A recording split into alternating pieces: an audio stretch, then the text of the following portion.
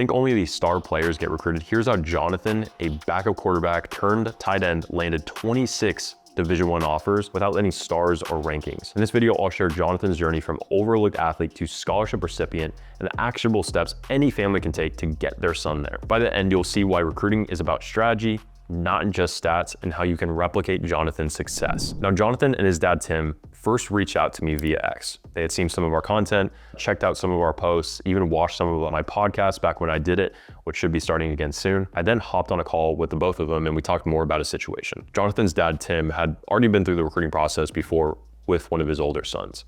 So he knew a little bit about it, but again, still was just stuck. He felt like Jonathan, and Jonathan felt the same way, is that he had the talent. He had the ability to get recruited to play at the next level and to play at a very high level. He just switched over from quarterback to tight end. They were just still kind of in the recruiting process, not getting a whole lot of traction, but they still had these big, ambitious dreams to go to a very high level and get the scholarships and get the best fit program for him. Now, they had some obstacles that they were faced with. They weren't at this huge school that had a bunch of 5-star recruits. They were just in an area of Central Florida, kind of just hanging out there. They didn't have a ton of connections where they could just call up someone and say, hey, can you get in front of me of this school? And they just didn't have a ton of exposure. And that's really what they needed. So what we did is we built them a recruiting system. Now, a system ultimately is just putting things into it to get what you want out of it. For us, we were just looking to start getting interest for Jonathan. So what we did first is make sure that we started to build him a digital brand. And what I mean by a brand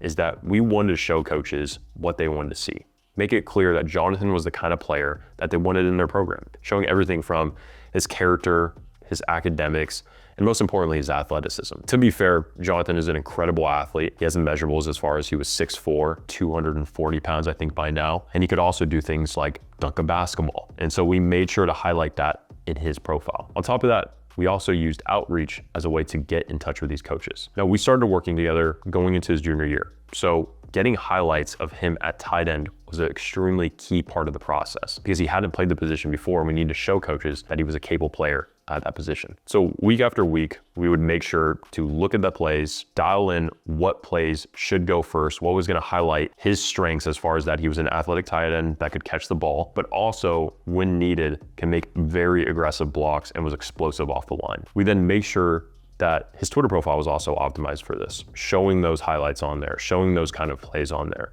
and showing traits that a lot of guys that are 6'4", 230, 240 don't have that college coaches want. And then of course, like I mentioned earlier, we used outreach throughout this entire process. So we were strategic with that, and that we reached out to specific coaches that we felt like had the best chance at actually caring about Jonathan as far as being a tight end and where he was located, as far as area recruiters, tight end coaches, offensive side of the ball coaches, and recruiting coordinators. I talked with the Hardings the entire way through the process. And one of the things that we talk about often is follow-ups. The Hardings did follow-ups a ton. 2 amazing stories from this was they got 2 responses and eventually offers from coaches from follow-ups. One of them took 6 follow-ups to get a response back. And this then turned into an offer about a month later. Another one took 7 follow-ups to get a response back.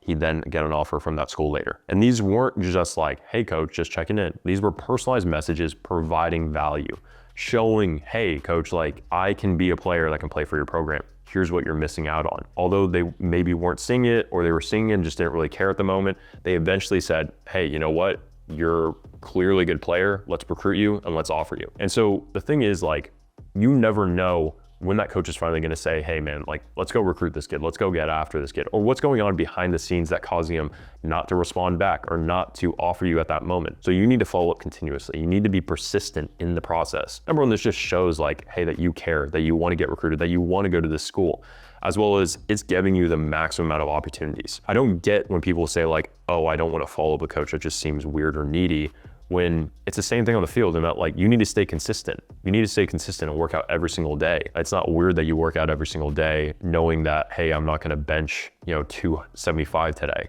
You continually work to that and then eventually you get there. It's the same thing with recruiting. You know, hey, you're not gonna get an offer for the first day. The first time that coach is gonna see you, of course they're not gonna offer you because they may not be sold on it yet. But if you can continually show why you're the player that they should take and show that you're improving, showing that you're making good plays week after week after week, why would they not take you more seriously? Why would they not offer you if you showed so much proof week after week after week? One message, one highlight video is not gonna be enough. They need to see more. And so that's what made the difference for Jonathan. Now, a couple lessons, again, from the Hardings that I think would be very important for any athlete, for any family going through the process. The first one is that talent isn't everything. Again, to be fair, Jonathan is a very talented athlete. At the end of the day, he was probably the same talented athlete in the beginning of the process than he was at the end. The talent didn't necessarily change. Of course, he improved during that time. He worked hard. He was a great player, and he's now at Memphis, where he's redshirting and just enjoying his time over there. I wouldn't be surprised if he got some starting time, and who even knows? He's an amazing athlete and an amazing kid. But at the end of the day, the talent isn't what changed throughout that entire process. It was the exposure. It was the relationships built. It was the persistence that they did. The social media profile. At the end of the day, you can be the talented kid, but if coaches don't know about it, if they don't believe you on it, then they're not going to offer you. That's just disappointing. And unfortunately, I see that a lot of times. Maybe you've seen it too, where talented kids that you felt like could have played at Power 4, Division 1, or just played at college football in general, did not get any opportunities because college coaches didn't know about them, or they didn't have the relationships built up with college coaches that they should have. And so you have to remember that college football recruiting is a separate game than what's played on the field. It's more of a marketing game.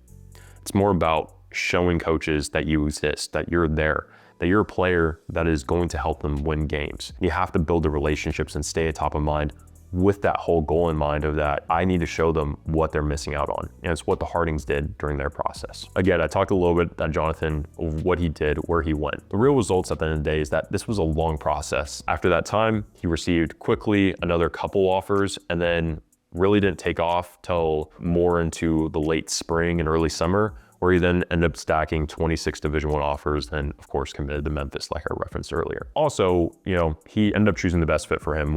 He got an offer from his dream school and decided to take Memphis over that just because he felt like it was the better fit. He also didn't feel like waiting out for that elusive, Power 4 offer, SEC offer, because although he felt like he maybe was a good enough player to be able to get recruited by that kind of school, he just felt like, hey, this is the best fit for me. There's no other schools that I'm gonna feel this kind of way about, and I'm gonna take that. At the end of the day, getting noticed by college coaches isn't luck, it's a system. But again, it takes years to master. If you want help building that system for your son, click the link in the description to book a call. We've helped over 150 families secure scholarships, and we'd love to help yours next.